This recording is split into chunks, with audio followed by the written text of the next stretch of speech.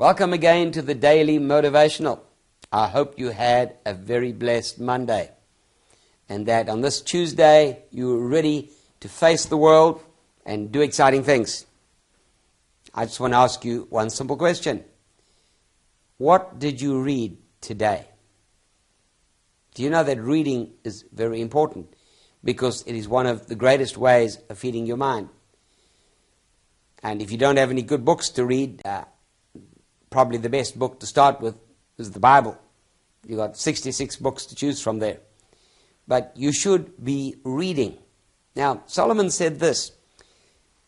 He said, read out loud with understanding and lift up your voice for insight.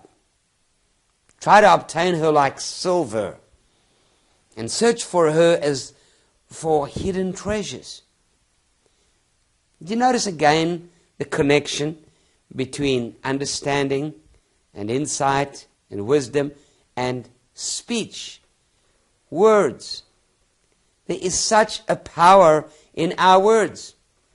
And I'm going to be releasing a book one of these days called Speak and Grow Wealthy. Well, I'm going to explain to you in far more detail how powerful our words are. And one of the most powerful things you can do when you read is to read out loud. Try it sometime.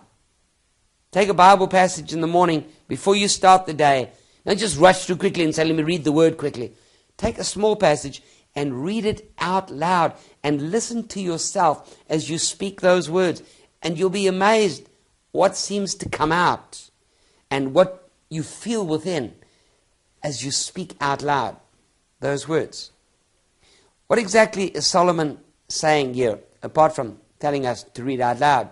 Apart from telling us to keep speaking words, lifting up your voice, because in the middle of conversation, truths pop out. While you're discussing things with people, wisdom pops out. Ideas come out. Haven't you ever noticed that as you're sitting discussing something with somebody, suddenly an idea will come to your mind? It's one of the most powerful ways of getting new ideas is to share. There's a principle known as brainstorming, where people all pool their ideas and you share and you talk and things come out. But what Solomon was actually saying here, apart from that, was this. He was saying, do not seek wealth first. Yes, I know. We all want to be rich. Yes, I know. You opened a business and started your own business so that you could make a lot of money and become wealthy. But if that is the main thing that you are seeking and trying to accomplish, there's another verse that Solomon tells us where he says, you know what, if you look for money, it takes wings and it flies away. We all know that one only too well, don't we? Don't seek wealth primarily. What you must seek is the things that will produce wealth. I'll say that again. Don't seek wealth primarily, but seek the things that will produce wealth. Well, what is going to produce wealth? Well, we've been looking at it for the last 2 days now. Wisdom, understanding, insight, ideas, good ideas. Every single person who has made a fortune in business came up with a business idea. And he took that idea and put it into practice and made it into money. Now you need to read and you need to speak. You need to mutter, as we saw yesterday. And you need to continually tap and pour out what comes from your spirit within. You need to dig deep. Solomon says you should be seeking for these things like you're digging in the ground for silver, like you're digging for diamonds and hidden gems. See, you sometimes find these things lying on the ground in certain places, but it's not very common. Most of the time, if you're going to find a good diamond, a valuable gemstone, you're going to have to dig in the ground until you find it.